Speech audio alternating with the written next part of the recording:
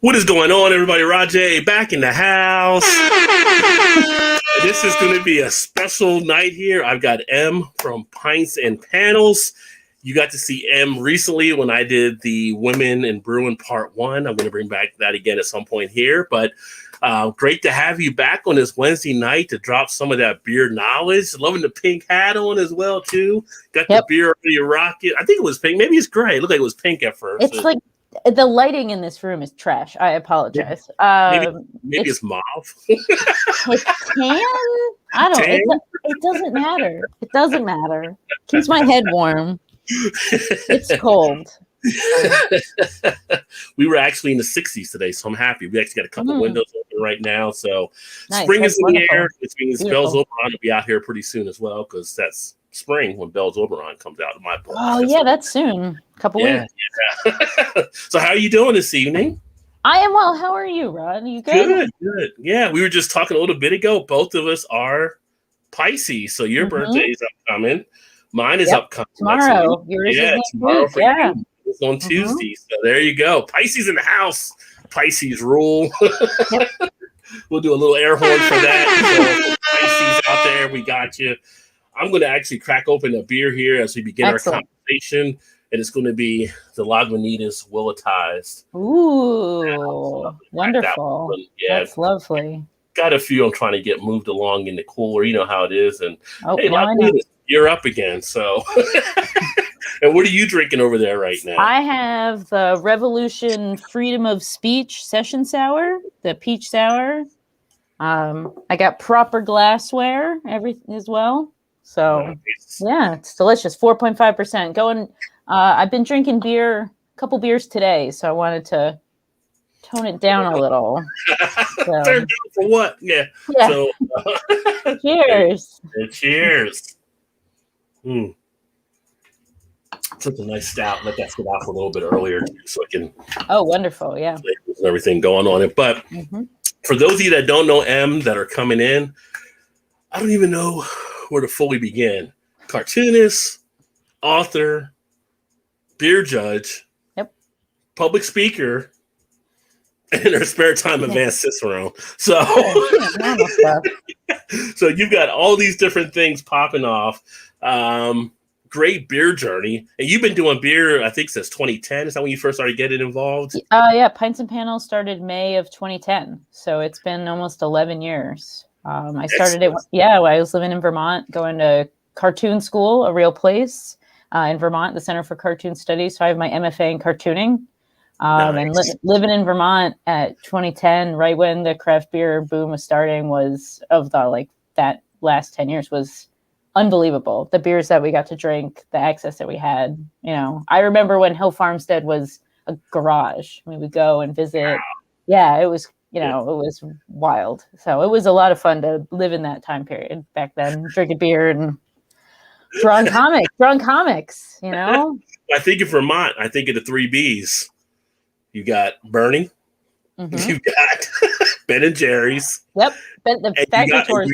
You got a lot of good beer. So the Ben and Jerry's tour is so much fun. I only did it once when I lived there. I dragged my grad school boyfriend, and he was from Vermont, so he was just like, they've like lived it. He's lived it. So but I was like, they're giving us free ice cream. It was wonderful. I'm like, I'm not leaving now. If you give me free ice cream, I'll lock up. Go to leave the keys. You guys can all leave. I'm good to go here. It was that's a great tour, and it's right down the street from Alchemist. There's the Cold Hollow Cider Mill, great regular non-alcoholic cider. There's Cabot cheese. It's Vermont. I haven't been to Vermont in a really long time, but it's a wonderful, wonderful state. I like the food, the beer, the people. It's great.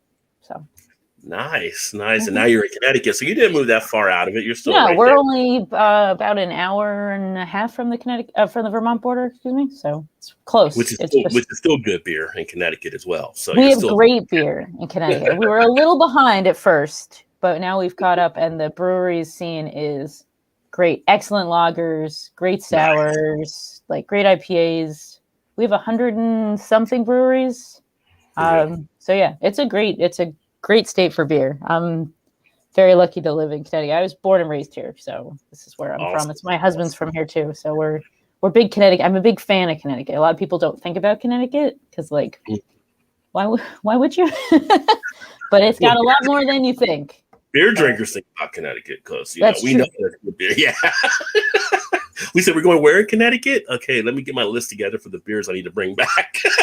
There's a lot of really good stuff, a lot of really good liquor stores. There's a lot of good places to buy beer. The restaurants, the gastropubs we have that have access to good beer. And then you're close enough where, hey, I want to go to Treehouse, which is an hour away. Hey, I want to go to Rhode Island. That's an hour away.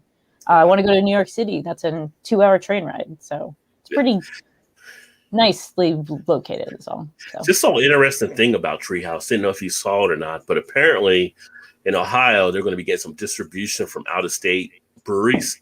And Treehouse are the ones that are going to be mailing into Ohio now. Whoa, I did not know about that. I didn't know that either. I saw it this week. I was like, well, I work in Ohio. I have to give them my work address. So I need to get some of that.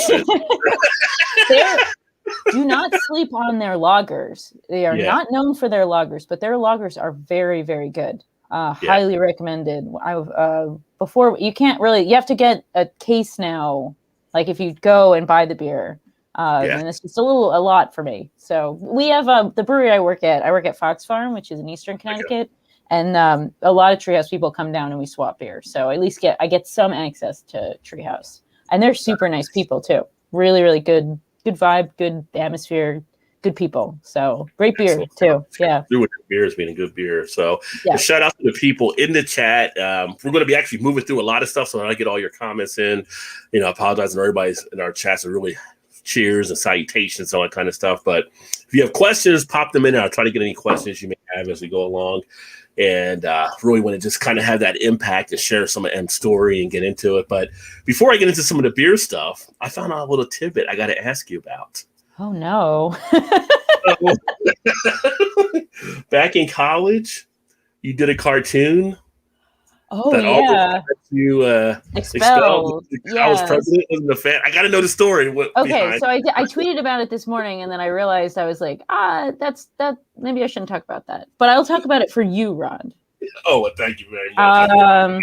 So my sophomore year of college, I went to Bard College, which is a small hippie college in the Hudson Valley in New York, and I did a comic about our president sleeping with students. Oh, yeah. He wasn't Cuomo, right? No. I think he was our class speaker for one of these. Anyway, it was what did I wrote? It was it said orientation is shorter, and it said, well, that must have done something for Leon's sex life. And I wrote this, and the editor was like, I was like, can I do this? And they're like, oh, you're fine, you're cool, that. No, he won't see it. And then I woke up one morning, my phone rang at 8 a.m. and they were like, this is the dean's office. You have a meeting with the dean in an hour. See you then. And I was like, what? And they were like, we could expel you, but we won't. You need to. So I had to make a public apology. Really? Mm-hmm. Wow. And the president was very upset. He talked about it. He talked about it almost my entire time I was there. He would bring it, not to me, but he would bring it up. And I was so embarrassed. But they let me keep my comic. I did it my entire, until I graduated. I was shocked. And I made fun of a lot of people. You had the people support behind you, probably. The people were behind you, so it's kind of the editor and the guy that ran it was really great. They advocated for me. Don't do that. Don't make libelous statements. And although that's protected by the Supreme Court, but don't do that. I shouldn't have done it. But yeah, that was being a cartoon. It was my first, and it was my first one too. Mm. So I did the then it was way to make a statement. Yeah, I know. Here I am. Let's see where the boundaries are real quick. Yeah, and I learned don't do that, and so I never. Yeah. I did. Yeah, I would still make fun. I have a comic one of our classmates was very famous, but he was much younger than us, and he's Ronan Farrow, who's the And so I have a comic where my comic is me and my best friend and Jesse, his name was Thatcher in my comic, and we're like, look at this small child, and he's like, I'm a freshman, you poopy face, and it's based off Ronan Farrow, and I'm like, that guy is the Pulitzer now. And he's done a lot of stories, kind of like with editorial. Yeah, he's phenomenal. I'm like, oh my God. And he couldn't have been nicer. Held the door for me. He was very polite. Mia Farrow would come and pick him up, she'd like run around the campus, and like very friendly, very professional. And like, but I was like 19, so I was like, who cares? So, maybe you were his inspiration to investigate when people were abusing their power in that kind of way. Because he's done a lot of stories about people. I know. He's phenomenal. I love his work. Like, it was just so weird to think of, like, he was so short and small and much. He was like 4 or 5 years younger than us. So he was like 15. And he had a backpack on. It said Pharaoh, like his mom had written it. Like, he was a kid. And now he's so amazing. And I'm just like, I'm blown away. How cool, like going to Bard and going to that college, there were some really cool people that I got to hang out with and like meet. And college was a cool experience for sure. And that's where I got to draw a bunch, doodle and whatnot. I mean, I never really thought that I would become a professional cartoonist. That's like mind blowing to me that I get paid to do that. That's so exciting and fun. So especially because I was like, there's a story of when I got into the Center for Cartoon Studies, I was shocked because I'm an okay artist, but I'm not amazing. And the owner or the founder of the school comes up to me and she's like, I loved our phone interview. It was really inspirational. I never had a phone interview with that woman. So everyone joked that I had gotten in by accident. Yeah, everyone's like, well, you're not supposed to be here. They're supposed to let someone else named Emily in. And like, all my classmates were much more talented than I am. So I always felt this kind of like sense of like, maybe I did get let in by accident. But those 2 years I learned so much about drawing, and my classmates were really cool. They were just giving me a hard time, it was gentle, good time ribbing. So you say accident, I say opportunity. Yeah. It is what you make of it for sure. And that's where I started Pints and Panels, drank some really great beer, met some really cool people. And, I wouldn't be here today if it weren't for that 2 years at the Center for Cartoon Studies. It's a phenomenal program. So happy to see it flourishing and doing really well. So, yeah. Yeah, the newspaper experience is pretty cool. I mean, back when I was in college, I wasn't an artist, but I was in ad production. And cool. And then I went into the sales part, and then they made me the business manager, and I was a feature writer as well. Oh, wow. So I did a lot of different things. I never went to the editor level. I was always like, I didn't want to go that far up, but I stayed on the business side, and I worked with our graphic artists on doing their covers and all that kind of stuff. So it's cool just to some of the stuff you see. And you doing that in college just reminds me of some of the stuff that we were running posts in college on different things as well. Or when we would like get too edgy, they'd be like, we don't think you want to go with this one. Yeah. I mean, ours was, we would get paid. We would have monthly meetings, and it was in the basement of one of the dorms was where they like had their office. And there was a local brew pub, Keegan Ales, which is still there in Kingston, New York. And they would pay us in growlers of their milk stout to run ads. So everyone was like, more milk stout? So like there was just being meetings just drinking so much milk stout because they're like, who wants this milk stout?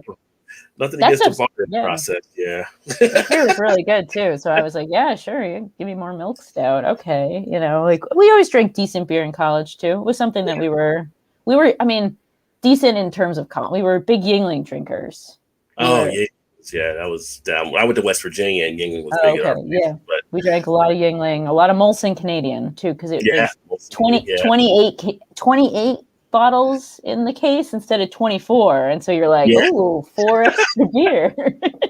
Did you still have the Red Dog, or did the Red Dog run out by the time you were in college, or was that still around? That was not something that was around, but that is not something that we would see it at parties and whatnot. But that wasn't something that we drank. See, I was a little older than you, so we had Red Dog, and during my time in college, we had the 25-cent draft nights, which they were just giving us whatever Milwaukee's best, but it was a quarter. It's cool. Yeah, I lived in.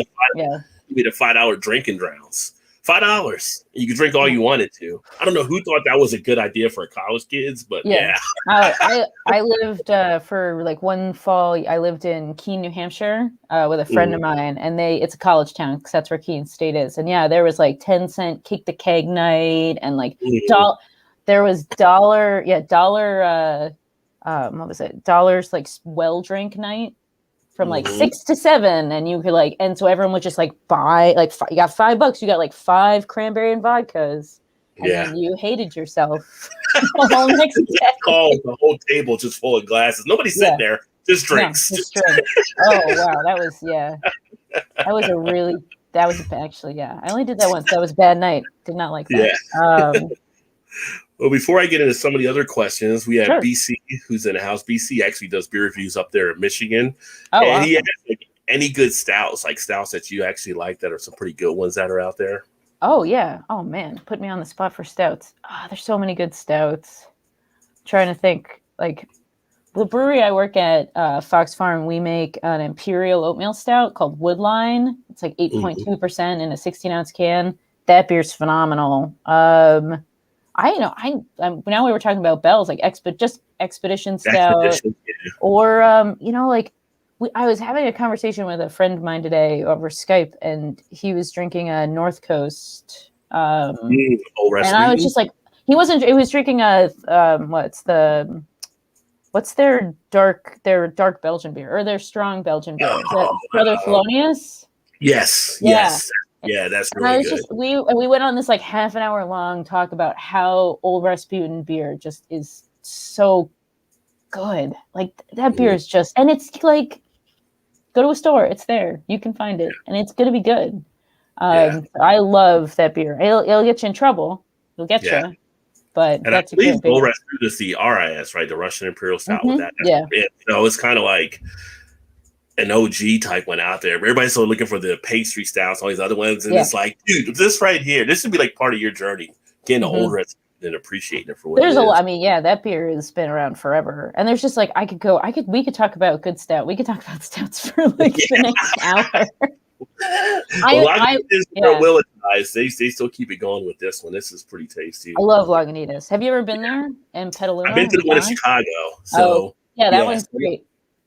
Yeah, Lagunitas, my story with them is funny.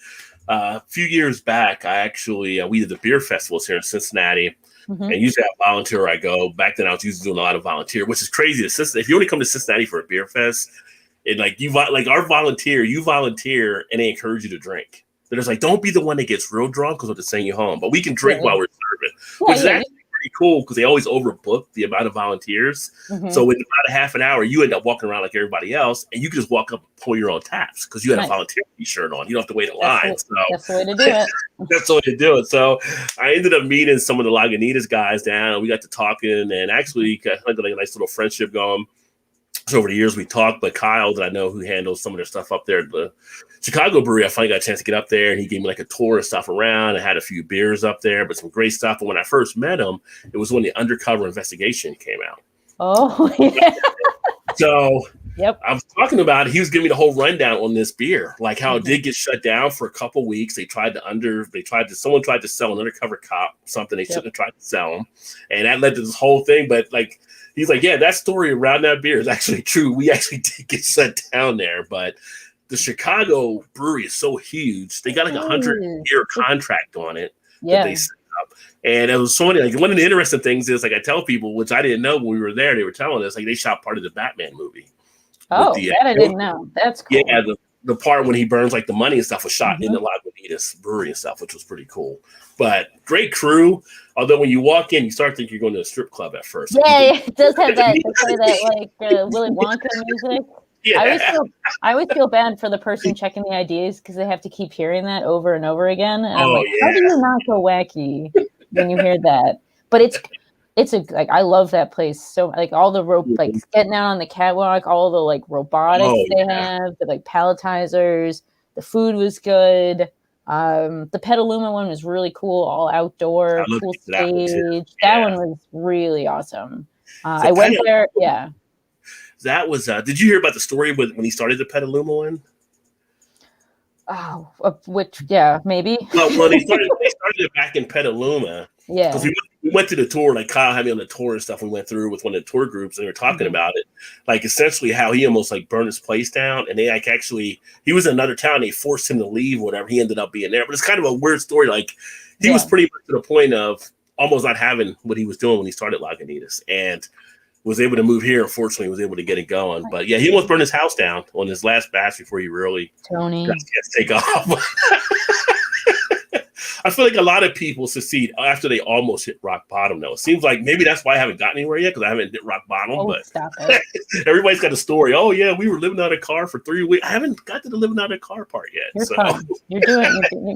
You're fine. You're good. Don't worry about it. But yeah, so man, a lot of good styles that are definitely out there.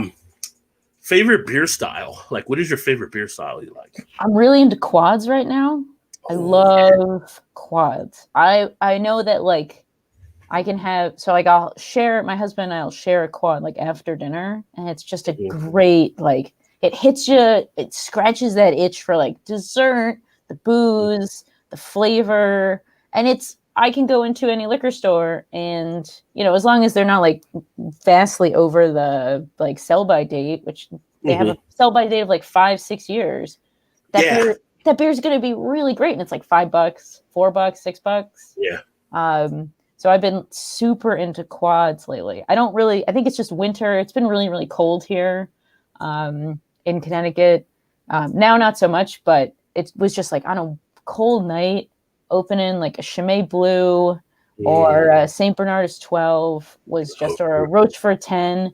It was just in the, like, we get a fire going or something. It was just, I want to drink all the quads, they're just such a good, great beer. So I've been really into quads lately, which is like, who's into quads? Like, that's me. It must be the Pisces thing. I don't know. Absolutely. Then like wit beers, Belgian beers are just, that's where I've been gravitating to. Every week I go to the liquor store and I just stand in front of, or I'll send my husband and I'm like, here's $20. Go buy some Belgian beers, and I'll just let him choose. And he comes back with some like really interesting stuff. And he's not like a beer guy. He likes beer and he knows about beer, but it's not like he's, you know, like a super beer, like beer geek. And he always comes back with some really interesting picks. And $20, he'll come back with like 5-6 beers, you know? So like, and they're like usually high alcohol too. So you get your money's worth. But I love Belgian beers. Are just, I always buy a Duvel, always buy an Orval. Chimay White, Westmalle Triple. Westmalle Triple knock you on your ass is what we'll do. 9.5%. That beer rocks. Not because it knocks you on your ass. It's just like, just such a good, like they're just, you know, it's the gold standard. Well, it's funny you mentioned that one, because this coming Saturday, I'm actually teaming up to do a collab with my buddy Dean over in the UK for Dean's Beer Reviews, and we're actually doing a Westmalle Trip Trap. Oh, wow, that's awesome. Mixing of the double and the triple together to do a review on that and everything. So I'm looking forward to that. So yeah, right now those are waiting for the weekend, like me, waiting for the weekend. Yeah. Go by and see me in the cooler. How you doing? Couple days. I have that for my birthday tomorrow. I have a Saison DuPont 750, and I'm like, you, me, Middle Eastern food. It's gonna be great. I can't wait. Give a little rub to the cooler. How you doing? I love Saison. That beer that's my celebration beer. I had that last time I had it was New Year's Eve. It's like that's just, and $10. Drinks great food beer. Like that's, so yeah, I'm like, my husband's gonna come home, bring me something like hummus, and I'm like, it's gonna be so good. Yeah, for the longest time, like the Golden Rock 9000 used to be my favorite beer. Like I would just drink that like it was going out of style. Just give me some Golden Rock, and I was done. All right, I'm good. I'm good, you know. So just, and they're everywhere, and they're usually like pretty good. Like, you know, they're not super old. Even old, they taste really good. It's just such a like. Oh, Belgian beer is just so like I know, so buddy said, and he said, "Isn't this fun to be a beer expert?" Yes. Yes, it is. Yeah, like you're really good. They actually give you money for it too, which is awesome. A lot of studying. A lot of writing, yeah, a lot of drinking, a lot of like drinking responsibly, obviously. And just, trying to study, learn all I can. That's the best part about beers. There's always something to learn. Always. As my buddy CB says, Glen Hedeker has not changed. Lived there in the mid-'70s when it was party town. So, yeah. New Hampshire's great. New England's great. Catherine, hey, M, who's fan of Pints and Panels? Can you talk about studying for the Cicerone exams? Yeah, well, that's been up too. So so I've taken the master. So I'm an advanced Cicerone. There are currently only 25 women advanced Cicerones in the world, which we got to fix that. But there are only like 140 they've paused it for the pandemic, obviously, because they've been doing the written, but you can't really do the tasting at home. So I got that in 2017, and then 2018, or was it 20? Yeah, and then 2018, I just like got this itch that I was like, I got to take the master. It's, I studying, you do a lot of blind tasting. I have a great liquor store that my friend runs near my house that he does blind 6-packs for me. He knows what I'm looking for. He wraps everything up, and then my husband used to work nights. He used to be a bartender before the pandemic. And so I would have to pour them myself. And like the minute there's like, you almost know when you touch a beer where it's from, like the glass. So like certain Belgian glass shapes are different. Taller cans mean they're from Europe because they have a 17-ounce can, not a 16. But now that my husband works, he switched into IT. So now he works 7:30 to 5:30. So he's home. We drink beers together. We do that. I write essays. I've got a couple friends who are taking the exam with me. We quiz each other. There's a lot of oral practice. Travel was really big. Judging beer is really helpful. But the master is, you can never be prepared for it. I feel like you think that you can, and then you go in and they ask you to fix a kegerator where like, you got to take that fucker apart. Like, right. Like, what? Like my friend cut himself during the exam, and like there was blood, and people sprayed themselves with beer. I didn't know we were on Forest and Fire. What's going on here? Yeah, like people, like guys showed up wearing a full suit, and I'm like, bro, like they're gonna have you fix shit. And it's always something like the probes, like they take the probe seal out or a washer out. Like it's incredibly intricate maintenance. Which is incredibly difficult. That was at least though, when I fixed the kegerator early enough, so I had a couple minutes, so I got to drink a pint. Yeah.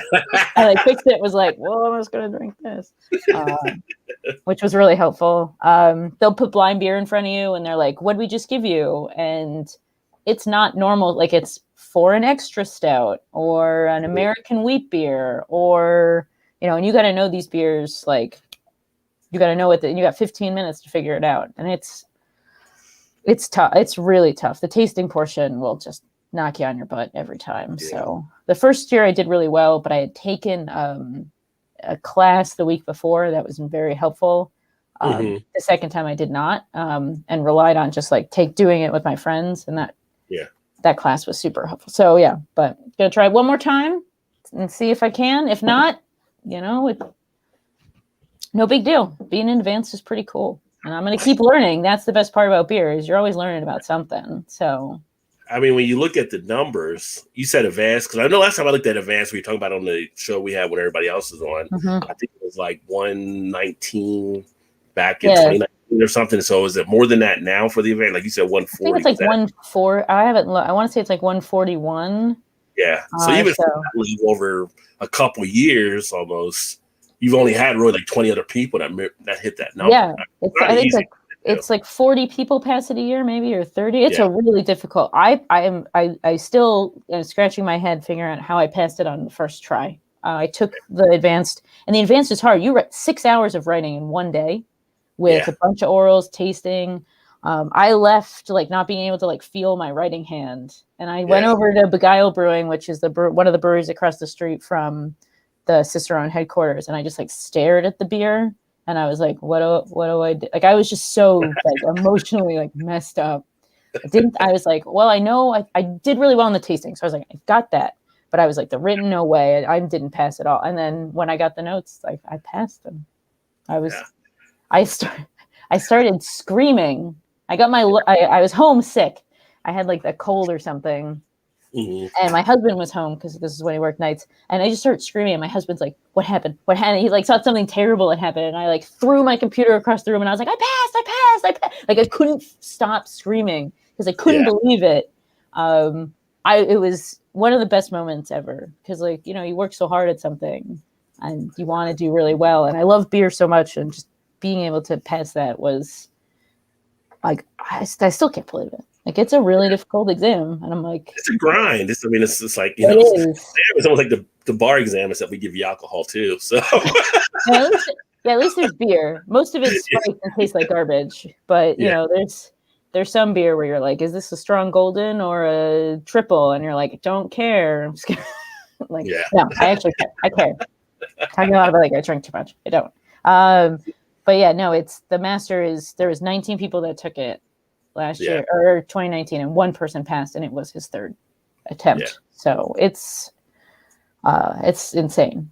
And so, fingers crossed I get to be the 20th. If not, you know, you're not doing bad now. So. No, I'm really happy with where I am professionally. I love doing Pints and Panels. I'm working on a new book. I'm working on new drawings. Like it's, you know, giving talks and whatnot. It's great. I'm loving it. If I get to be a master, cool. If not, advanced is nothing to sniff at. So pretty excited about that. Definitely not. In fact, talking about the stuff. So I'm going to go ahead and pull up the website here that I had queued up. And so for everyone that has not seen the website, this is the website. It's pintsandpanels.com. I think it's in the top of the comments. I put a thing there as well. But great. Thank you. For people that want beer experience, if I can get to the right screen here, and it should show me scrolling. If it's not, let me know because I'm on a different screen. Nope, scrolling. You put all this stuff out there around the different beer styles so that people can actually learn about it as they go. Mm-hmm. And basically, you're doing it just because you like to do it, but you're doing it for free. Like people can come here and learn.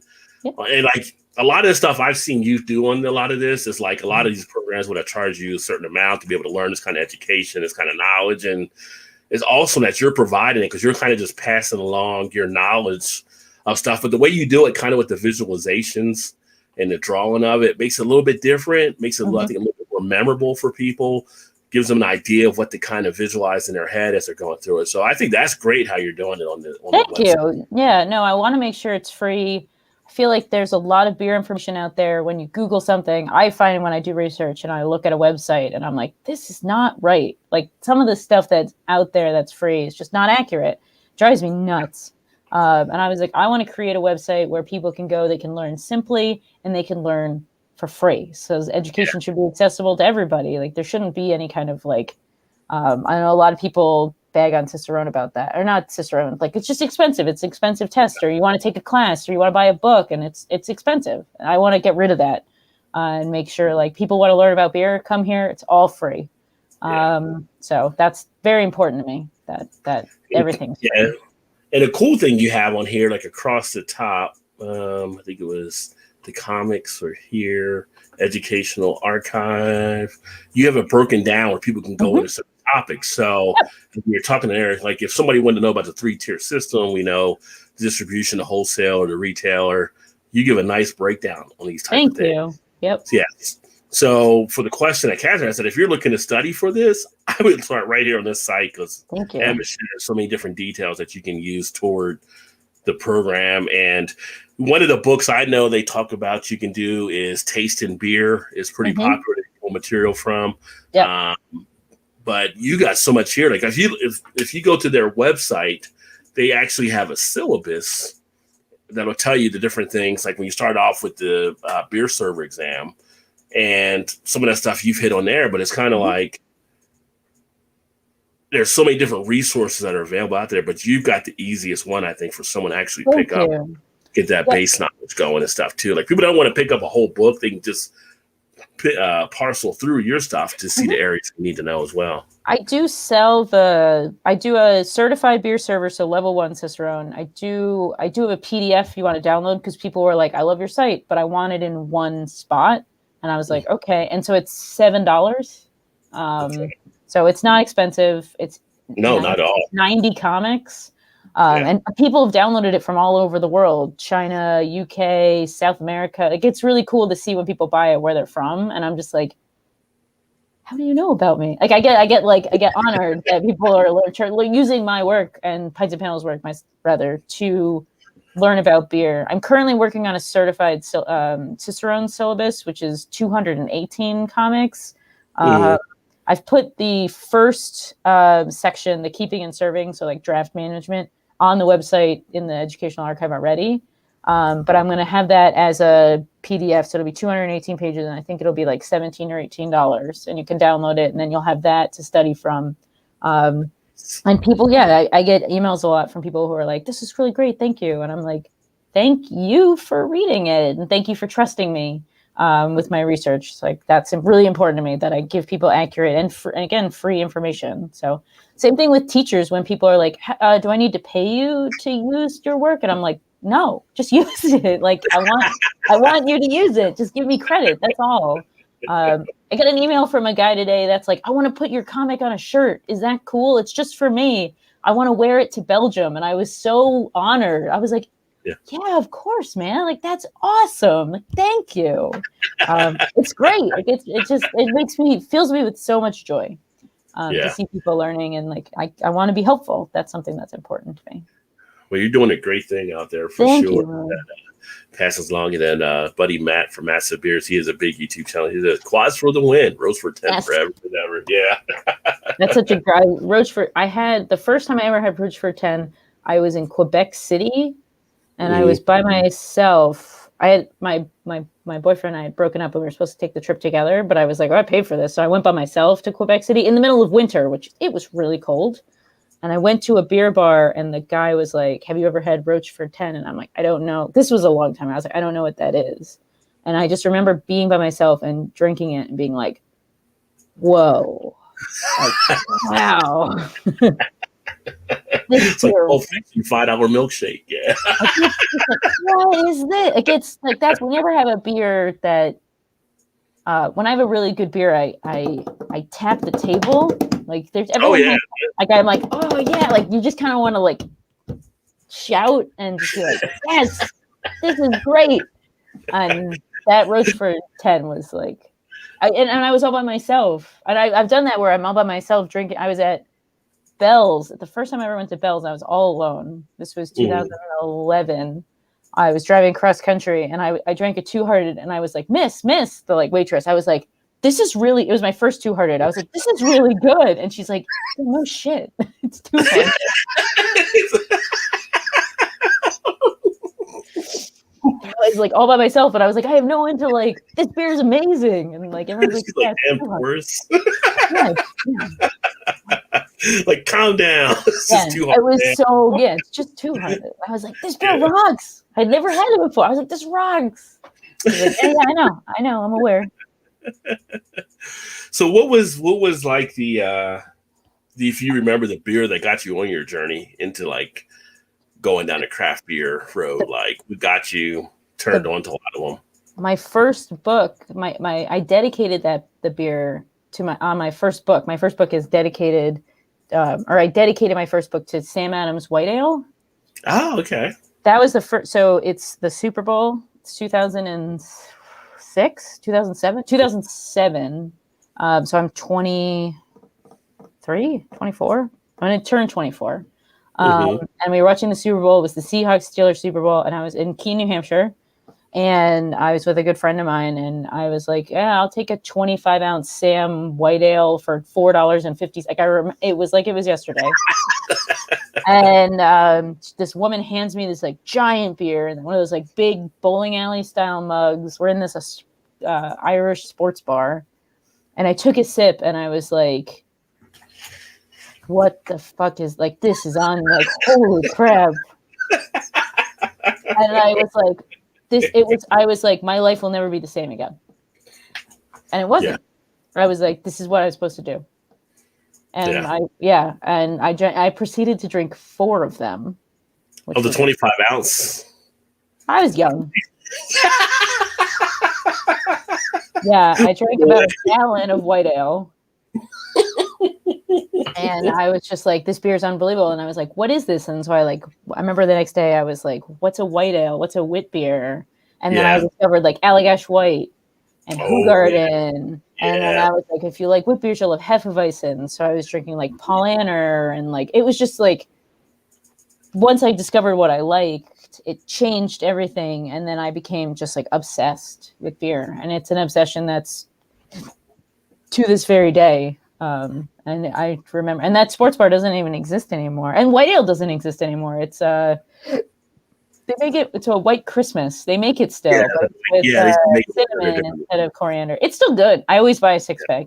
And I think they put it like into some of their variety pack stuff too. I thought at some point as well, but yeah, when they like, it's just that beer changed. Like, yeah, I dedicated my first book to that beer because it changed my life. I wouldn't have written that book if I didn't have that beer. So it was, I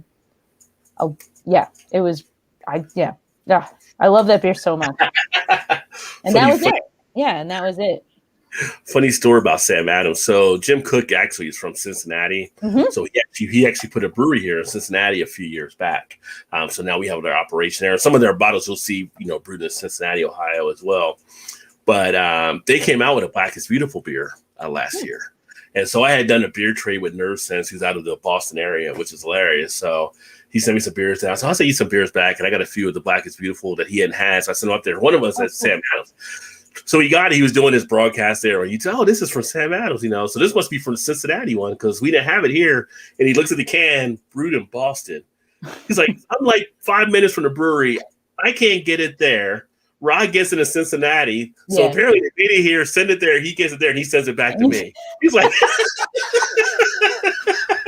but that's the wacky world of beer distribution, as you know. Oh, yeah. No, it's white.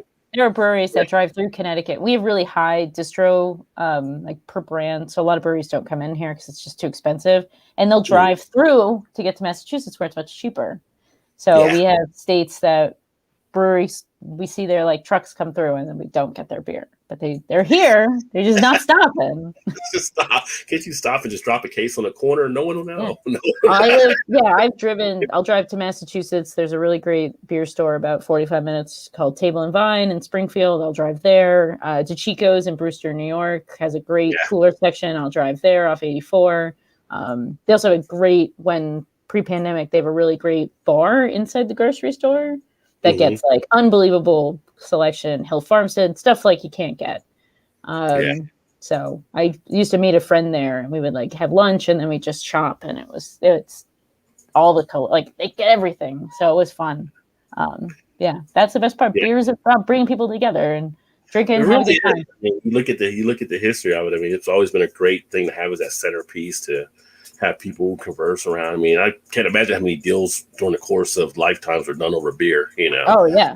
Even like negotiations during like wartime type stuff, It's beer's that elixir that's lasted all this time, Supposedly the digs that go back, it's like, 5,000 BC, Mesopotamia. So, it's been around. It's great. Yeah. It's just, and it's just, we talked on the show, like we were talking about, when we did the women's show before, it's like the funniest thing I always find out about is like how people are surprised there's not. To me, it's like surprised there's not more women in beer, knowing the history of beer and knowing that women were really the main brewers that kind of got escorted out of the beer or pushed out of the beer, whatever you want to call it. But it's just funny over that time. When people are surprised, oh, there's women brewing beer. Like, women have been brewing beer for a long time. They should be more women brewing beer. Millennia until the like industrialization of beer when they got pushed out, when it became factory-centric, that's when the men took over. But no, it was a great way for women to make income in Middle Ages. They were, they were in charge in Samaria, Egypt, like South America. Like it was a very important part of like the chores and the like lifestyle of everybody in the town. But and then industrialization happened and they're like, and it became factory incentive. And then that's when, and then now there are a lot of women brewers who are phenomenal. There's the Pink Boot Society. Women are making a comeback. A lot more women working in the, beer world, maybe not a brewing capacity, but doing a lot of other stuff. Then there's super knowledge. I know there was when I took the master in 2019, the room was half 50-50, if not more women were taking it than men. So it's, there are only 3 Master Cicerone women, but hopefully that changes soon with myself. No, maybe. Yeah, well, hopefully and others. Yeah. But so, when you took that turn from it, what made you take that turn and say, I want to go from just enjoying the beer to go into either being a Cicerone or being a beer judge? Was it just something like you felt it was just the next level you were going to, the next stage in your process? Or I love to learn. I'm a big nerd, if you can't tell. I just I love to read. I love to learn. And like the thing about beer, I've like, it's just, there's always something new to learn. There's a lot of stuff that people are learning that people thought were as accurate, and then it's not. I always say that there's a lot of right answers in beer. So like multiple people can be correct, which a lot of people don't like. But there's a lot of right answers in beer. And so I want to know all the right answers. And so after going to starting Pints and Panels in 2010, I moved to Oregon for a year, which was really exciting. I got to work in a really great beer bar. I got to, the beer world in Oregon is just like, this was 2011 Oregon. So it was like, there's beer everywhere. There's beer in bakeries and auto mechanic, like everywhere. Everywhere had great the strip club in Eugene, Oregon had one of the best selections, where I had Fat Tire for the first time. It was in a strip club. Strip club. I heard the chicken wings were good, but I didn't hear about the beer. They had 18 beers on draft in the Silver Dollar, West 11th in Eugene, Oregon. No, people stage diamond, and now on tap we have Fat Tire. And like, and yeah, it was like, I went there with a bunch of brewers from the brewery across the street from where I worked. And they're like, we're going to go to the strip club. And I was just like, on a Sunday night. Okay. And I was like, you have 18 beers on draft. And I was like, yeah, I want a Fat Tire. I've never had Fat Tire before. And it was just like, I was like, this is great. You start tapping again. Yeah, it was phenomenal. Like, I'm like, this strip club has 18 beers on draft. Like, where did I move? Like, this is phenomenal. And it was just a beer mecca. Like, the beer we had Pliny the Elder on draft every month. We always had Rodenbach on draft, which was, we did mason jar fills. So we'd do like pint and quart mason fills.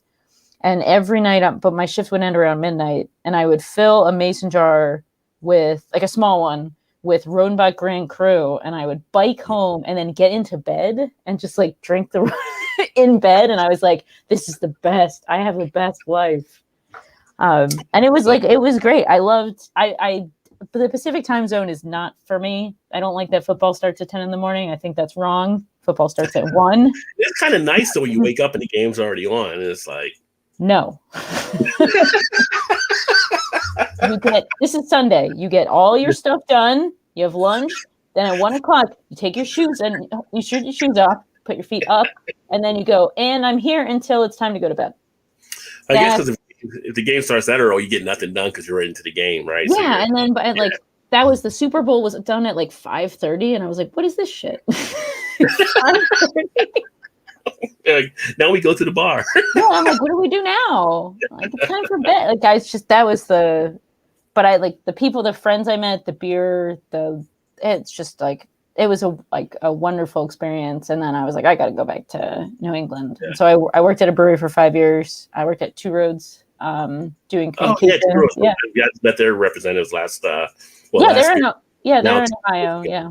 Yeah, they just stayed in Ohio when we were talking. Yeah. So I worked there for 5.5 years, and then I was like, no, I want to try it on my own. And so so I've been working part-time at Fox Farm, just doing small stuff for them, bottling, tasting room, stuff like that. And then just to make some extra money, and then everything else is Pints and Panels, and it's great. Like, awesome. Studying, learning, writing a new book. It's great. Yeah, so you got the one book. Well, it's funny you said Rodenbach Grand Cru, because this is what I use to open my beers now. I have. Those are great. I have one of those from River Drive, which is a barrel house in Maine, and they had those. Those are great for opening beers because they don't mess up the caps if you're going to save it. Right, it's like, like I got these other beer openers. I'm like, this is the best thing ever. All you did was take a screw and put it into a piece of wood. Yeah, I love my River Drive one. I love. We open and we save we always save bottle of I'm like, why are we saving these caps? And then we just have bowls of bowls. Yeah, bowls and bowls of caps. But I know guys that save the bottles, so I'd rather save the caps than the bottles, unless it's something very unique. Yeah. I've got a couple, not here in my office, but like downstairs, I've got I love how not Rodenbach, Westmalle Triple now comes in the big bottle. Yeah, you get that in the big bottle now too. I was like, that comes in a big bottle now? Yes. And so had that, it was Christmas. I drank one of those on Christmas, and that beer's just, again, wonderful. Not that you're Westmalle in the big bottle, that will get you lit up. Oh yeah, no, it was sharing. That was for sharing. I did a class, and it was about Trappist beers, and I drank a Westmalle Triple on an empty stomach, and I came downstairs, and my husband was like, "Are you okay?" And I was like, "I'm great. Let's party." I know Wayne had commented. Wayne's Beer Delivery. He has a nice channel. He started the beer review, stuff like that. We said things Highland Brew in Asheville, mostly female brewery, good brews. And I met a couple of their people, and they do some great beers. And if I get down to Asheville, they're like tops on my list to go see at this point. Later this year. Beautiful facility. I know it's like a father-daughter run it, and the daughter is like mostly in charge. I know Holly was their brewer, but she left to go to Guinness. Now she's the head brewer at Guinness. So she was the one that walked us around. She's worked at Stone, and then she worked at Highland. Their beers are awesome. Their beers are good. And they're good people. Good stuff.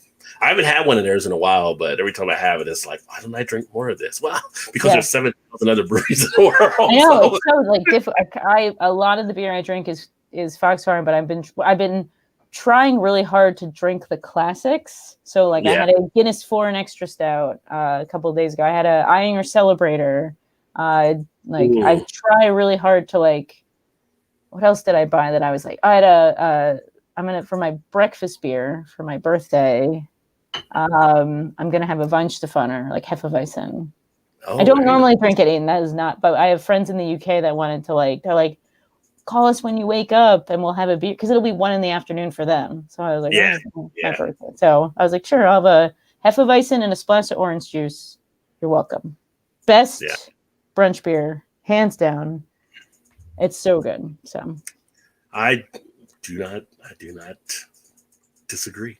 I do like if you ever come to Cincinnati, if we ever get it back here, get Oktoberfest, you need to come here for that because we have the biggest one outside Munich. I don't know if you knew that or not. I did know that, and I've heard really great things. People that come through over the 3 days or whatever, and Weihenstephaner comes over. Some of the other German breweries come over, and they bring stuff they don't usually have over here, which is awesome. So you get a chance to really get into their beers and do some stuff. And last time out, I saw Joey Chestnut devour 60-something sausages in 12 minutes. It's like, that shouldn't even be possible. But I don't see the person is the sight though. It's because you're just it's like a wreck. You're you can't believe what you're watching. You want to look away, but you can't. He just destroys them. Those gross me out so much. It'll be on TV for the 4th of July, and I'm like, turn it off.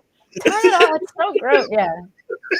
I've only been to Cincinnati once. I went to a game I went to a Reds game. We were driving across country when I graduated from college. We saw the Reds play the Orioles, and the Reds won by more than 10 runs. So everyone in the stadium got free wings at Hooters. So we went to Hooters. In Frankfort, Kentucky. Yeah. That was. So I was like, well, free dinner. So we all went and got free wings. Because which family doesn't enjoy Hooters, right? So, so now he says he lives closer to the Loggerheads Best Brewery in Medina. So, awesome. I haven't heard of that before. Yeah. And then Nina's in the Northeast at Two Roads at the best road theme cruise control half. The cruise control is their new Hellas, and then the No Limits Hef.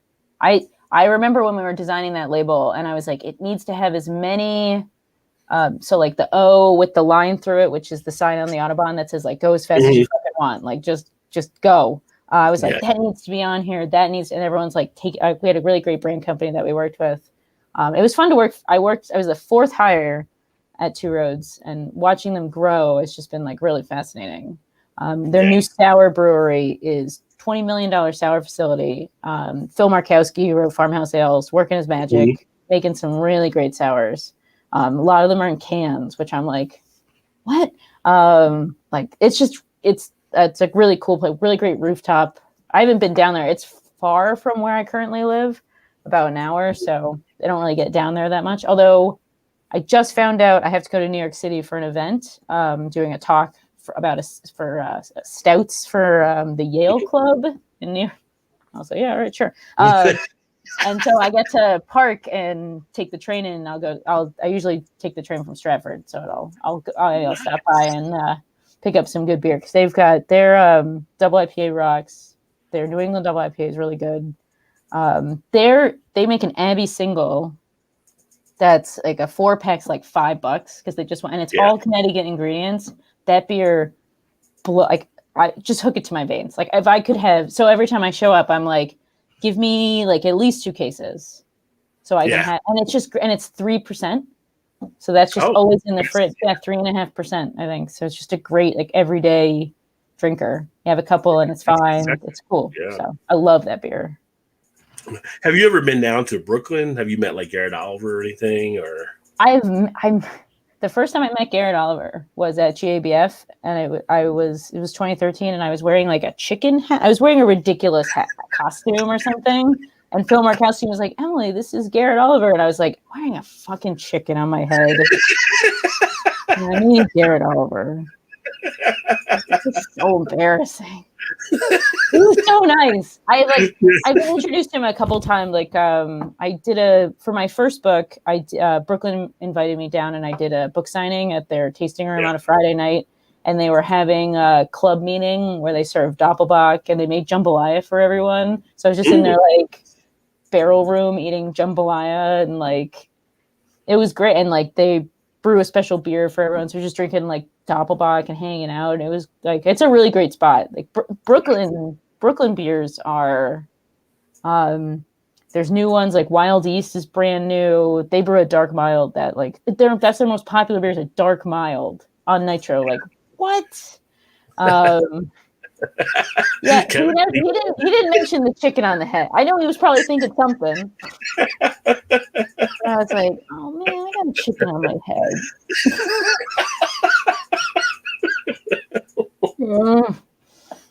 But their beer, like, Brooklyn beers are like the beer scene in New York City is just.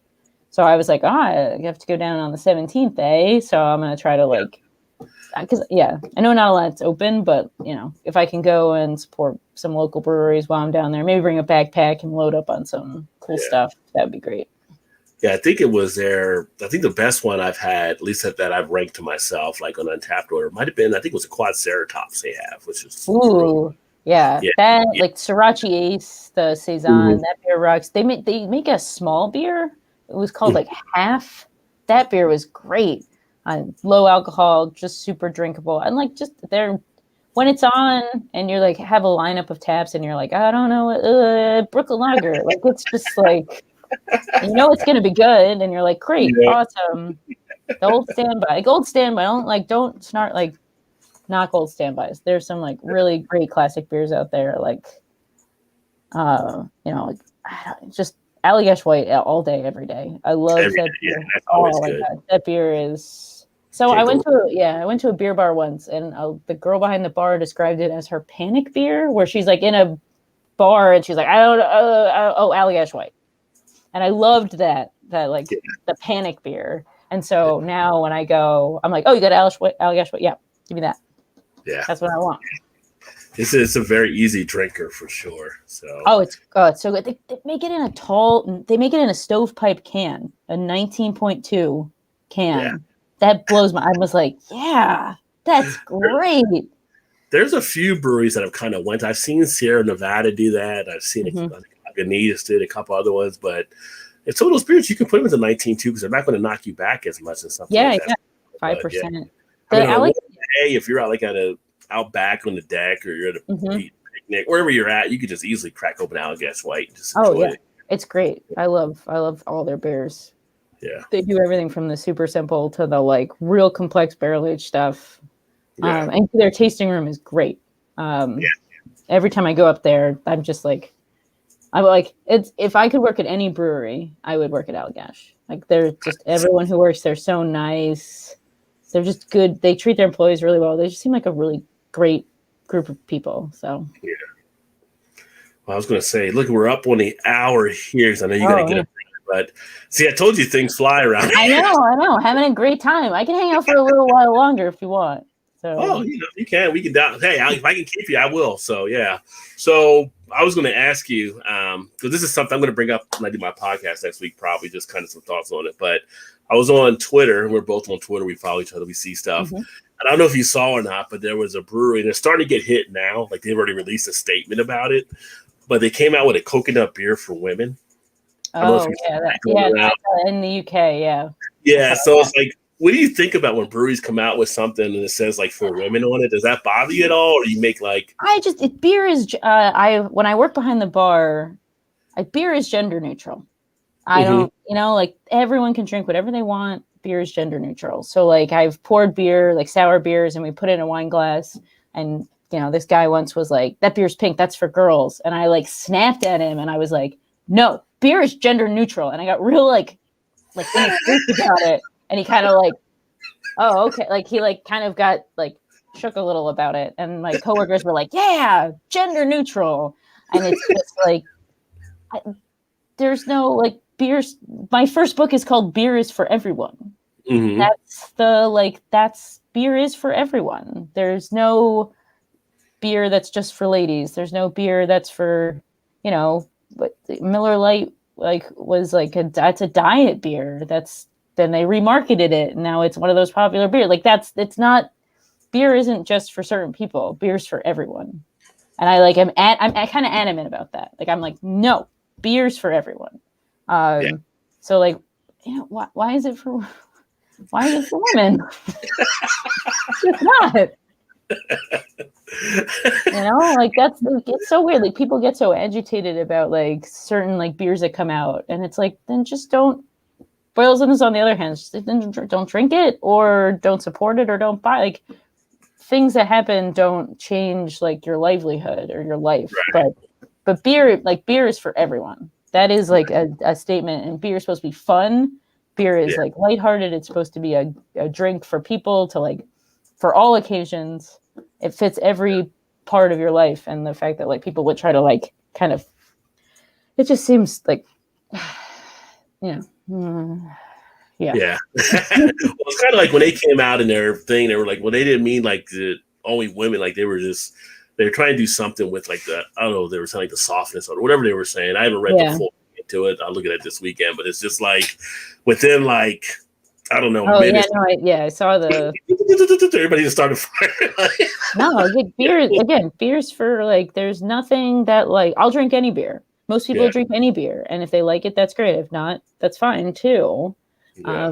And that's beer is for everyone. Like I'll say it again. Like, beer's for everyone, and that's something I would just be curious who was at the table when the decision was made. Like, was it all guys, or maybe there were a few women there? Because it's just kind of like, again, usually you see things like this because there's not a sounding board to tell somebody not to do that, but.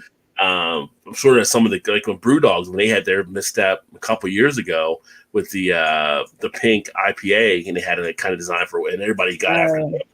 The whole cause was a good cause they were trying to do, but of course, I don't think they meant ill will, but you got to think about. There's a lot of things that you got to have everyone at the table when you're deciding stuff like that. I think that's important to get a lot of input.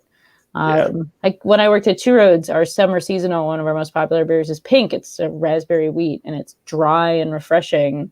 Mm-hmm. And you go to a beer festival, and it was like more than half the guys were ordering it. Like it's not. And our regional sales manager would go, "Real men drink Pink. Like don't ever tell. Like if you want to drink this beer, there's nothing wrong with that. And if someone tells you like you shouldn't be drinking a pink beer, then like they have a problem." Because this beer is delicious, and if you like it, then great, that's good for you. That's beer. Your palate, drink what you like, drink what you like. And we'll tease each other on stuff, but it's like, if you like that beer, nobody really cares that much to like they're going to ride you out on it or something. So that's their problem. Like drink what you want. There's like beers that I don't like that people love, and It's not a big deal, you know? Yeah. If it were a big deal, then we'd have a problem. Like, so what's the next book going to be? Like the second book? We haven't really got a chance to get into that as well. So yeah.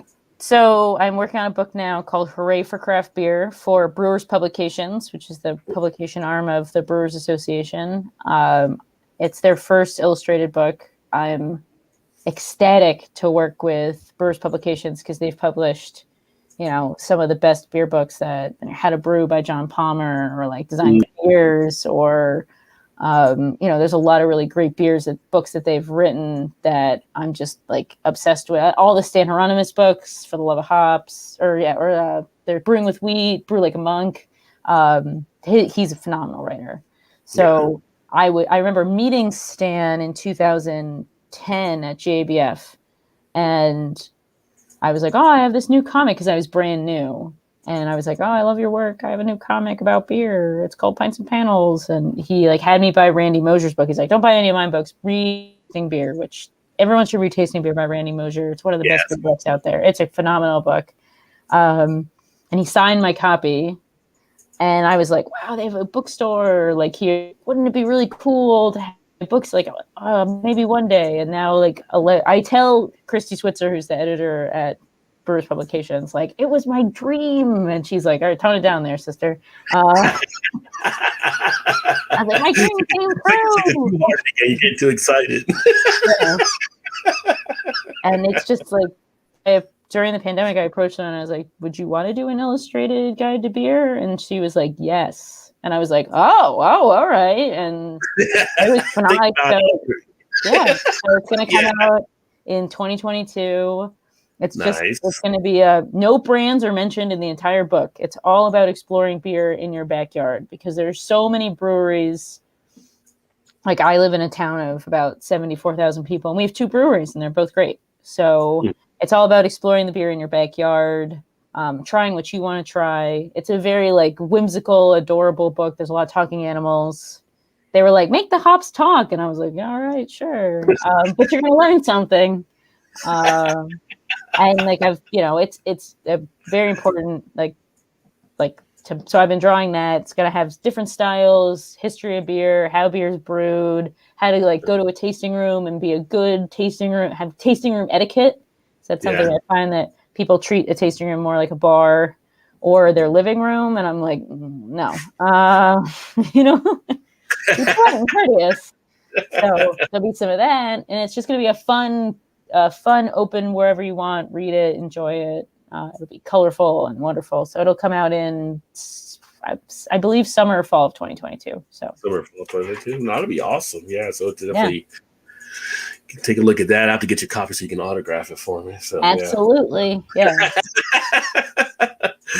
In some of your artwork, you do stuff with the food pairings. Any food pairings that you like to do when you're having beer, or anything that, like, some of your favorite pairings? One of my favorite beers is a New England IPA. I live in New England. They're very, very popular here. A lot of them are really well done, especially when they're on the drier side. And I love New England IPA and tacos. That like salty taco with the pineapple, the tropical, the orange. I love anything with a salty sweet combo is my favorite. Actually, one of the best pairings I found when I was at work, I had opened a New England IPA during my lunch break, and I had a chocolate chip cookie. Great pairing. It almost creates this like chocolate orange, those chocolate oranges you get at Christmas, those like break apart German ones. That's what it tasted like. And I was like, wow, I can't believe this worked. I didn't think it would. And so that's one of the best. I love any kind of like when you pair something like a sweeter beer with something that's super salty. So like a Doppelbock or a quad with like beef stew or something like hearty like that. Those are really good pairings, especially when it's like the beer is really on the sweeter side and the food's on the salty side. I love salty sweet stuff. Like, I'm obsessed. Yeah. So that's kind of where I go when it comes to food. I know with the IPA you can do, like, I've done like the spicy food too. It enhances the spiciness. So like one of our local places, they're a Chinese restaurant, which I haven't been there every year because of COVID, but they have like 150 beers there, right? And it's kind of, you get something like, General Tso's chicken or like that and everything. You get an IPA and it just enhances the spice. That's spicy. Yeah. That's actually sounds delicious. I love spicy food. My husband likes to eat, like he likes to sweat when he eats, so it's like the spicier the better. So yeah, when we'll go out for like Indian food or Chinese food or Mexican or all that stuff, IPAs are really great for enhancing that, kind of accentuating that heat. That sounds delicious.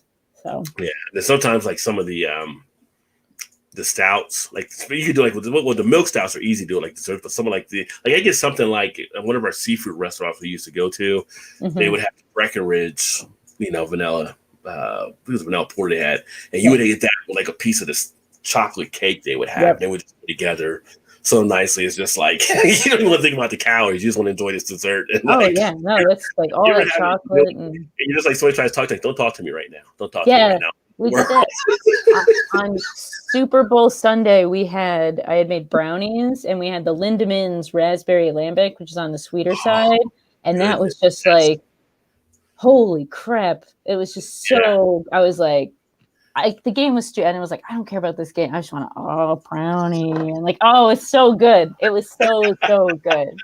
I recently did some Lindemann reviews, and it was just like, this is like heaven right now, So.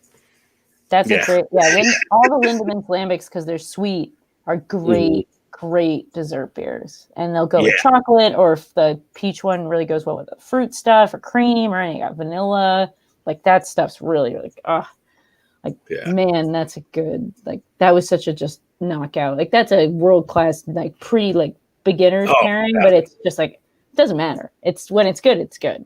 So chocolate and stouts. Forget about it. I'll get back with you later. Yeah. My buddy Craig, he's actually over in the UK, so he's been trying to promote local breweries over the last year, as you were talking about the new book. And that's one of the things sometimes I feel guilty of, I guess. So there's so many local breweries, I don't always get to them because I've got so many other ones that we're trying to do. And I try to do it from all around the world, different beers when I do this stuff. But we've got like 60 plus breweries here in Cincinnati. And it's just that's awesome. I'll go to a store. I'll go to one. I got one place called Jungle Gyms where they have like a lot of them are there. So you can pick up stuff. But then it's like, I really need to go to the brewery to show love there as well, rather than going to like the middleman, essentially going to the store. But it's tough. But I try to get the local stuff as much as I can. You're still buying. You're buying them at the retail store. You're still helping them out too, because you're taking stuff off that shelf where they can fill it. So I mean, there's so much good beer out there. Don't feel guilty about stuff you like. And always like go on like a Saturday or Sunday, go out, especially when COVID goes away or stops being as whatever. Just leave. I haven't. We've at Fox Farm, our tasting room's been closed for almost a year, so we've been just doing curbside. So we installed a window in the back, like cut into the building. So we have it looks like an ice cream, like adult ice cream, essentially. People roll up, and then we get them their orders, and then we just put it on this little bench outside. And we've been doing that for almost a year now. But people show up, and people like breweries. People are being really helpful to breweries, especially if they can, or they'll go and sit outside. Hopefully by the summer we'll get to do that. Who knows? But yeah, just drink what you, if you want to go and support. You have a lot of really good beer out in Ohio. I'm always jealous of Ohio's beer scene. I think we got Ohio. Yeah, I mean, where I'm at, I'm like in that area where I've got Ohio, Kentucky, and Indiana. So I got like all 3 states. I can just 10 minutes being one of them. And so with Indiana, we'll get stuff in from like 3 Floyds and stuff out of that state. And then in Kentucky, we have the stuff that we have here. But in Ohio, we get stuff. So it's just like, just in this part, you get so many good beers that are already coming down. But then it's like, oh, wait a minute. They got AleSmith. Oh, wait a minute. Oh, now we've got, Modern Times. Oh, wait a minute. Now it's like everybody's coming into Ohio, and it's like, I want to go local, but I've been really hearing about this one over here. I got to pick it up. So it's like this week, it's like Ballast Point is doing their Victory at Sea Week in Southern California at all their places. Delicious. I would kill to be. That's like my favorite Imperial Porter. And so they're rolling all different variants out this week. So one of my goals is if I ever get out there is to get the peanut butter cup Victory at Sea because I heard that was really good, but you have to go to the brewery to get that one. But they've got and it's just like wherever there's just so many. And sometimes it's inundated on stuff. It's like there's so many things that are like coming at you. So I try to give local support. I'm always like local, independent, and then everybody else kind of afterward. So that's nice. I kind of try to do it and everything like that, but it's tough sometimes. Like I said, I'm drinking Lagunitas tonight. A lot of people say, well, they're not really craft anymore because they're under Heineken. It's like, yeah, but they still make some good beer. So I'm going to still check out what they're doing. Still like their stuff. Yeah. So it's funny because I remember when people would actually say stuff like that, but then it'd be like Black Friday. Oh, they go get the Bourbon County. Yeah. Where are you talking about people like, you know who owns Goose Island, right?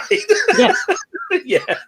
Well, that don't count though. They don't do anything. Really? Okay. Yeah, I don't know about that. Yeah. One of the best brewery tours I ever went on was the Fort Collins Budweiser like VIP tour. Like it's a little expensive, but man, seeing how they make that beer consistent and in like different places and how they do it on such a grand, it's so fascinating.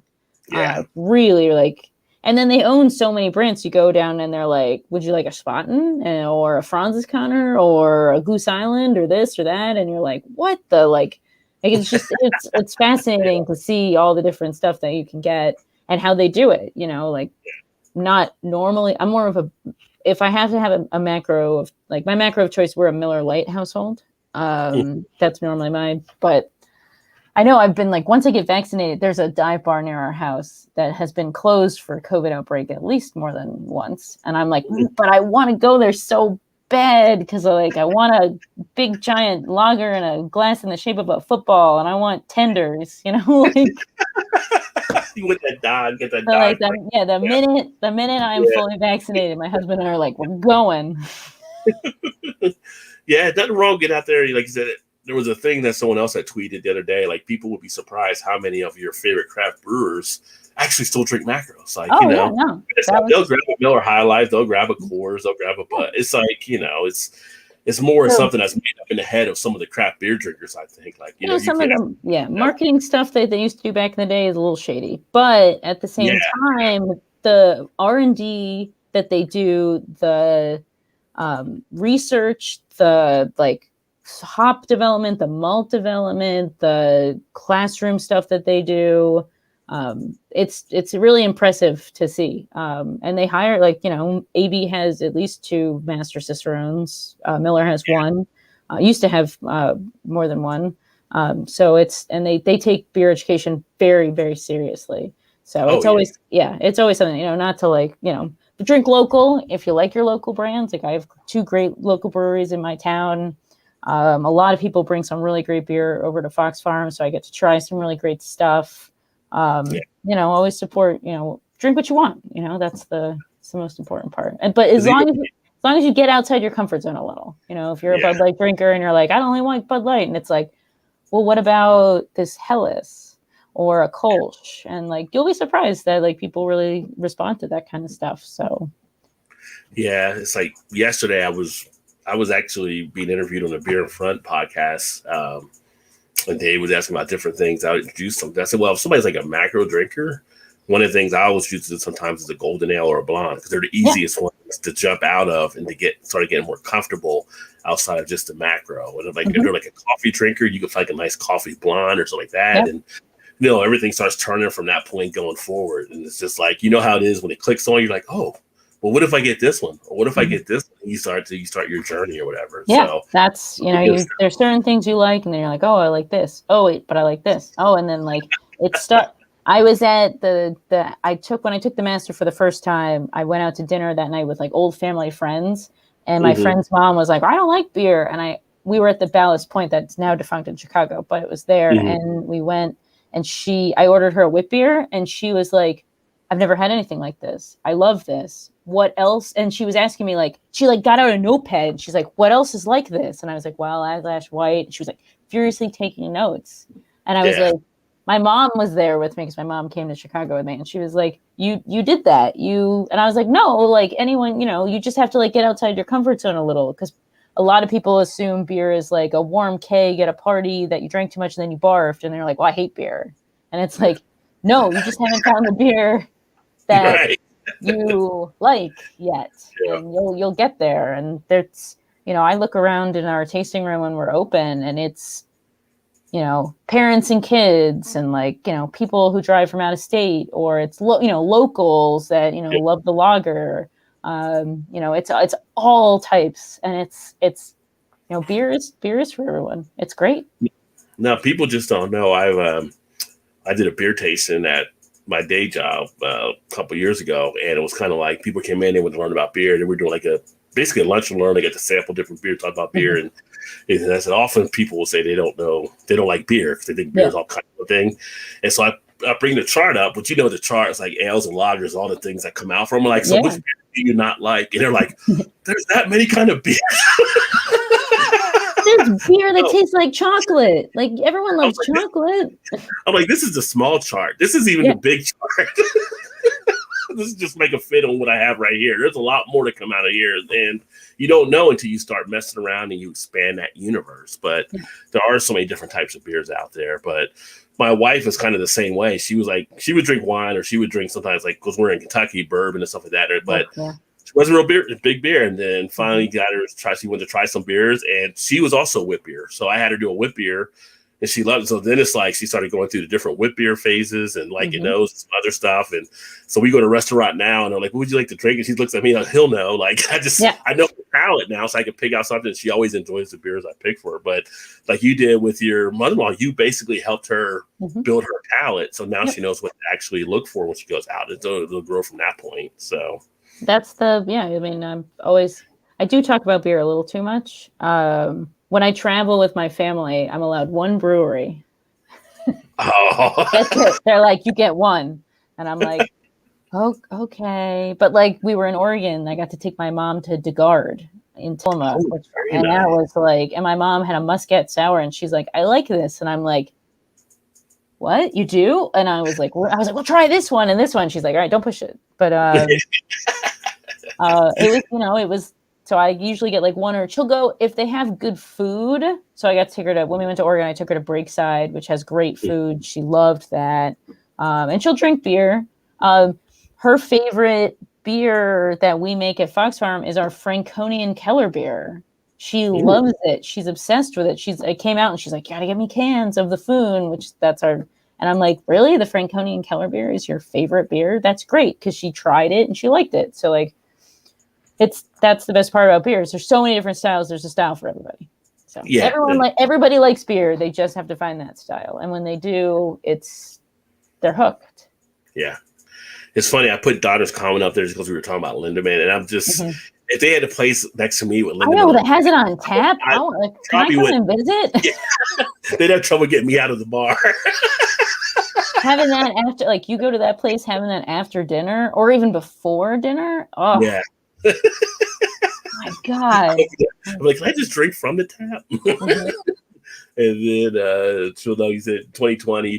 He's drinking like 98% local beer, which is awesome. So the good thing about doing it local, what I like, is you're seeing stuff where it's in your community. And like I did a review on one recently, and they teamed up with local companies for the grain. It was Highwire, and on the back of the can, I love Highwire. Yeah, so it's kind of like when you're doing that, you're seeing why it's important to do that. And like you said, but the macros, they still do stuff for communities as well. Absolutely. But it's just like we have that little local type thing there. We are supporting small business and whatnot. Yeah, we do. We've got great malt. We have a couple malt. We have one maltster in Connecticut. We've got a couple hop places that do hops that are great. And so we at Fox Farm, we do a lot of local stuff. It's like. But we also, you try to keep the Alvarium is the brewery that's closest to me. And they brew a lot of that like weird hype stuff. They've got a beer that's like Ecto Cooler. It's green. That's for some people. And then they brew a world-class pre-prohibition style lager. And so I love that, like, where they kind of do everything. So you get a flight and you're there for their like beer that tastes like pine upside down cake, but like here's an alt beer. I love they like get them in the door for the hype stuff, and they get lines. Their beers are phenomenal. And then stay for the American Dark Lager or their Munich Dunkel, or they do some really great British styles. Like and they do great small sizes too. They usually have a great food truck. Their outdoor patio is sitting in a parking lot, but like, who cares? It's beer. Drink great beer outside. What's your feel on Rauch beers? I used to not like them. Okay. I thought they tasted like bacon and a campfire had a child. I was like, this is gross. Why do people like this? And then, you know, the more you drink, the more you realize that like it's a great food beer, especially with meats. And it's just like there's so much going on with it. So every sip is like it's the first sip, you're like, whoa, hello. This is like drinking a fireplace. And then the more you drink it, the more there's like caramel and like, you know, like dark toast and other stuff. I love at Fox Farm we brew a smoked Helles, smoked light beers with a lime wedge. Unbelievable, really good. Really? Yeah. My coworker made everyone micheladas, and I was like, "Oh, I'm good." And she was like, "Well, do you want a beer at least?" And I was like, "Oh, I'll take a can of the Helles." And she had left lime, like her limes out, and so I was like, "Ah." And then I was like, this blows. Like we had tacos a month ago or so. And like just a big pint of smoked Helles, lime. It just adds, there's like so much more complexity. It's so good. Something gets into it. Yeah. Yeah. I wouldn't put a lime wedge in like a Rauch beer because that's dark, but like a light smoked beer, it was really, really good. I loved it.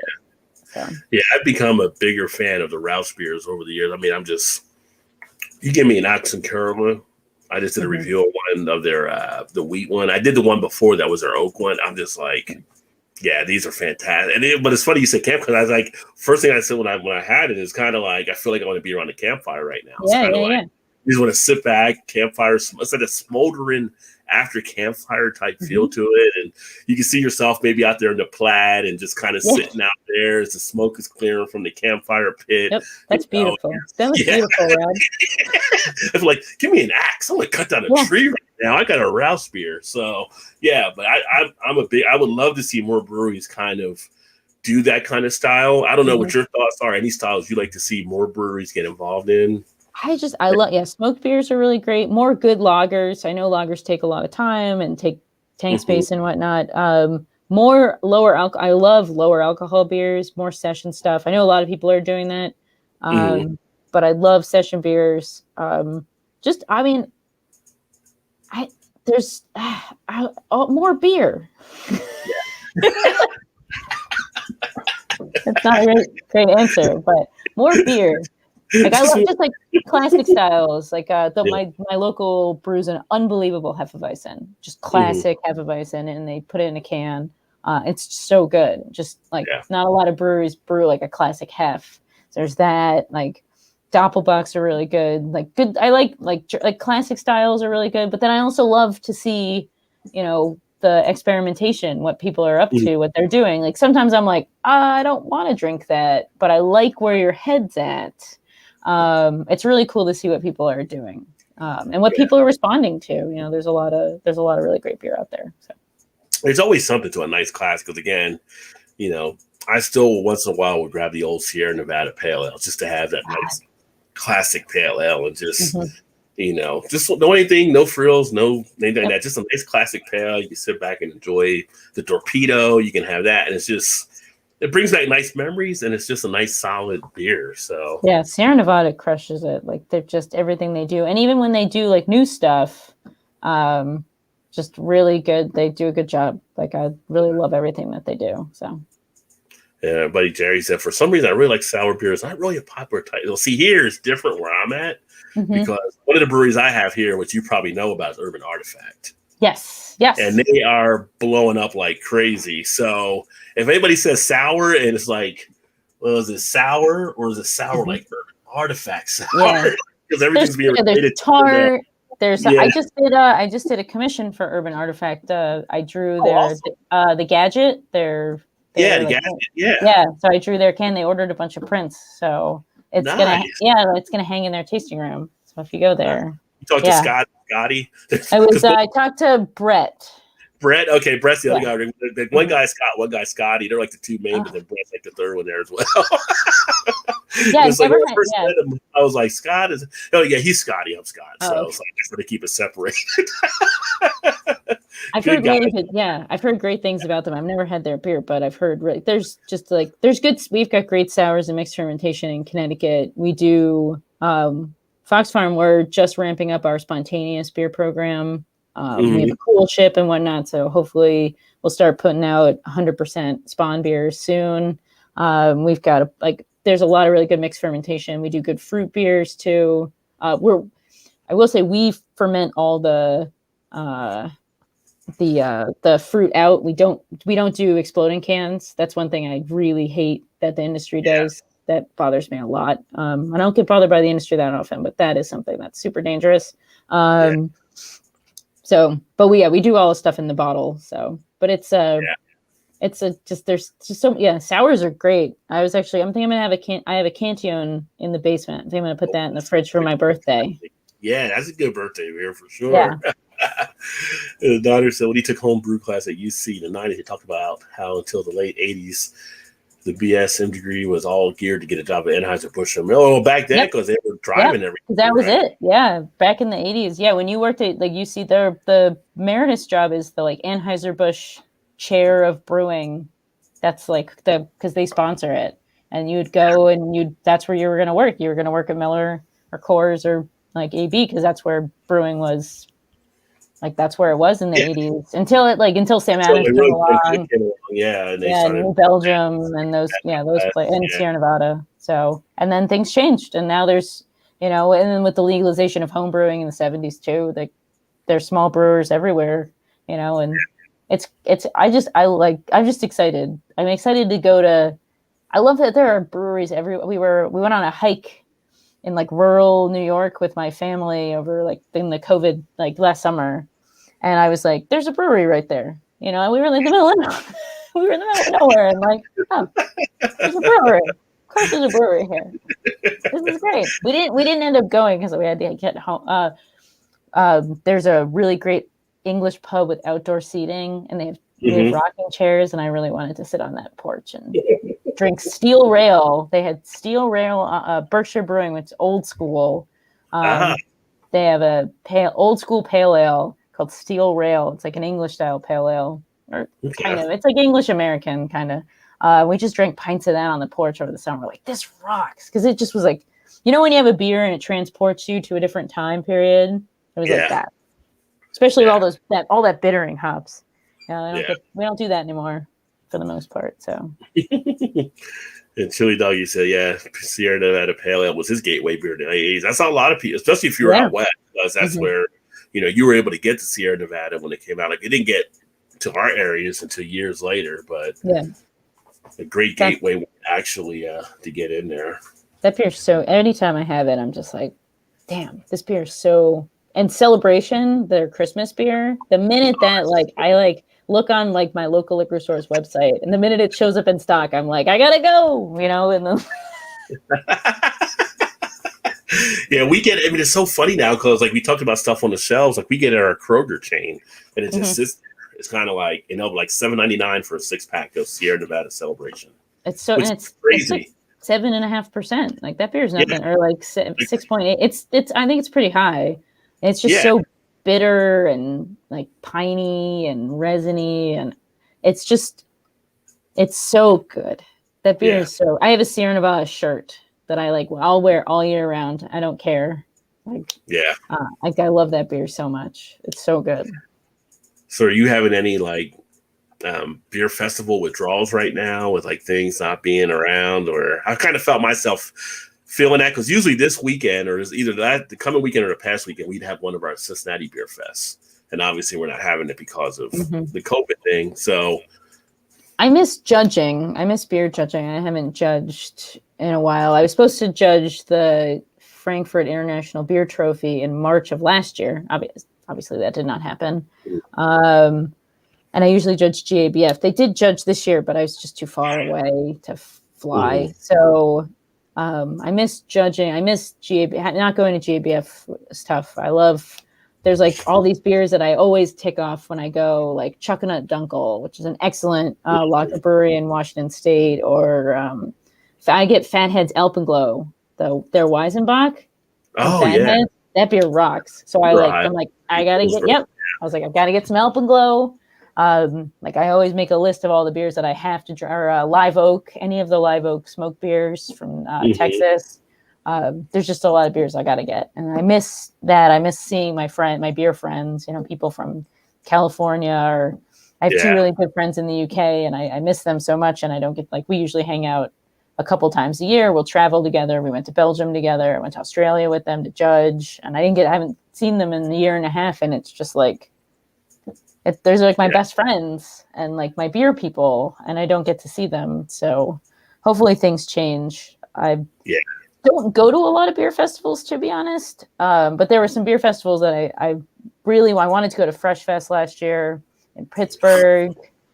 That didn't, I still have been to Fresh Fest. Still have been to Fresh Fest. So the first year it came out, I wasn't able to go because I had to work or something going on. So second year, I was supposed to go. Actually paid to go. Ended up breaking my wrist. Oh no! I was supposed to go. Didn't get to go there, and obviously last year it got canceled because of the COVID type thing. So it's like, and it's funny, like, but here's the thing, like, you talk about, you always surprised when people like say, like, Pints and Pounds. Like, I didn't go to the Fresh Fest I was supposed to go. And people were like looking for me there. Like, I thought you were coming. I followed. Like, I didn't know people actually followed enough to like look for me to come. Like, I had no idea. It's nice. I was gonna get there because I was supposed to be there with ABC as well.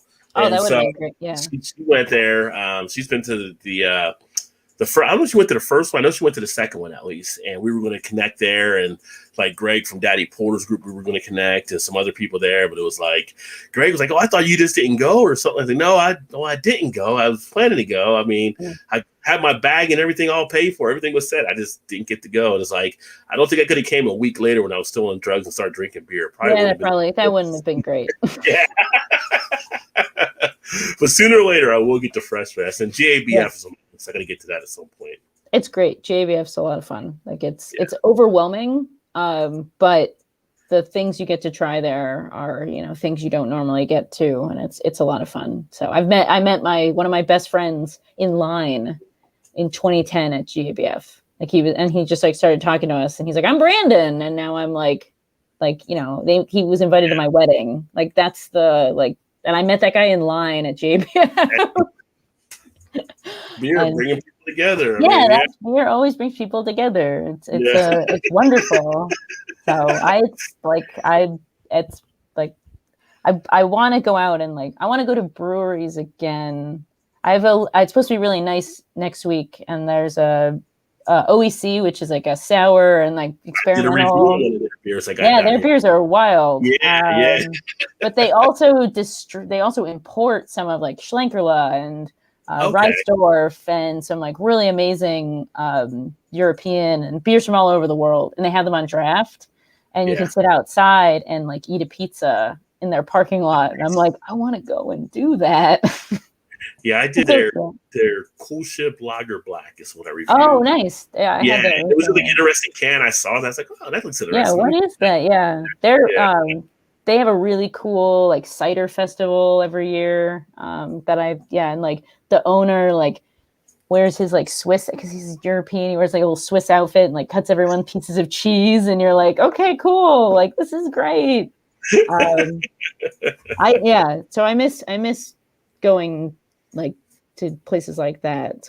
Hopefully we can hopefully everyone will be vaccinated before October. We were talking about earlier tonight, Chili. Yeah, hopefully everybody is by Oktoberfest. And Tsunami, I saw that there, and I made a note if I can get the big little thing. I haven't had that one from Sierra Nevada, so I'll try to see if I can find that as well. Yeah, I think that's the new one they just came out with. So I bet that's really good. So everything they do is great.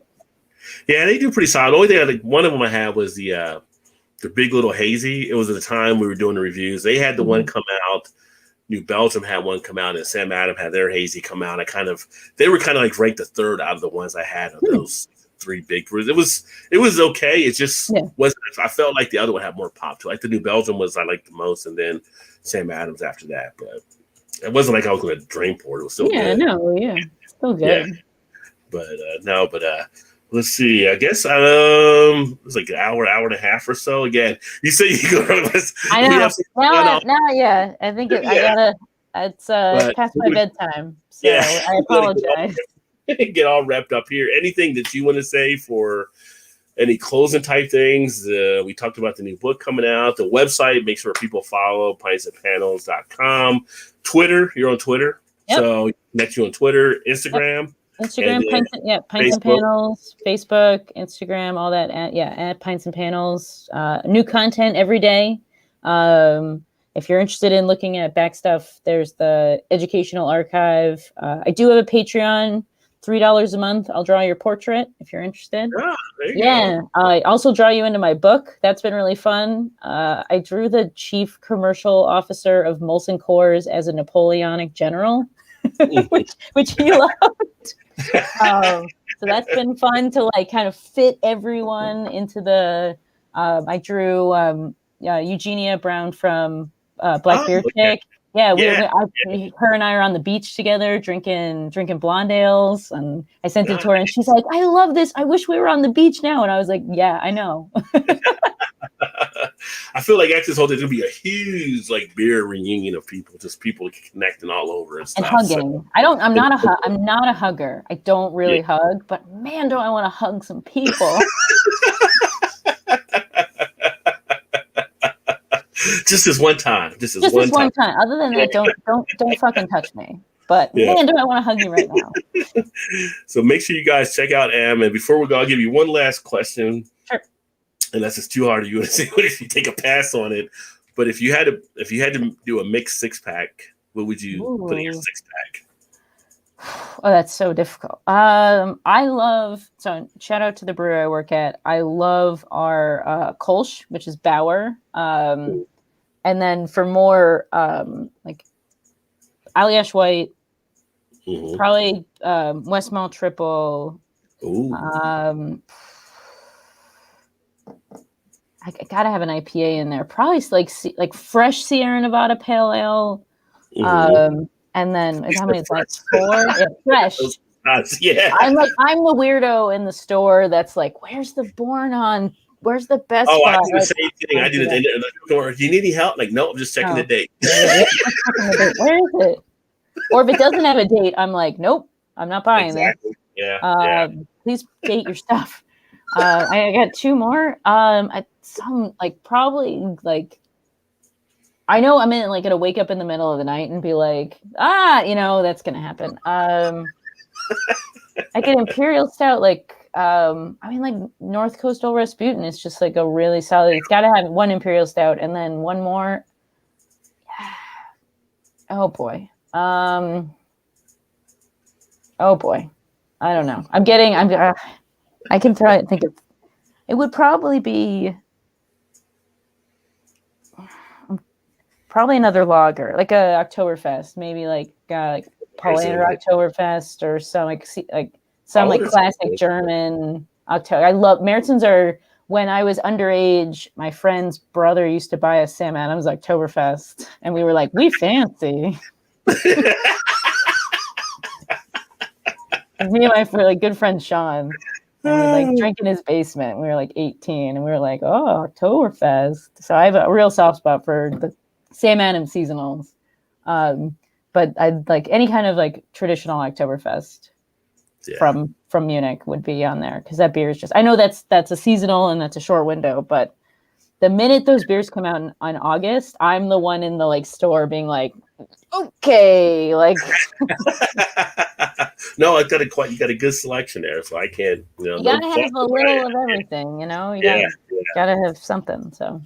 Keep the mix in it. But thanks for coming on again, Em. It was great having you on here, and thanks to everybody that tuned in. Hopefully everybody enjoyed themselves. But definitely appreciate you spending some time.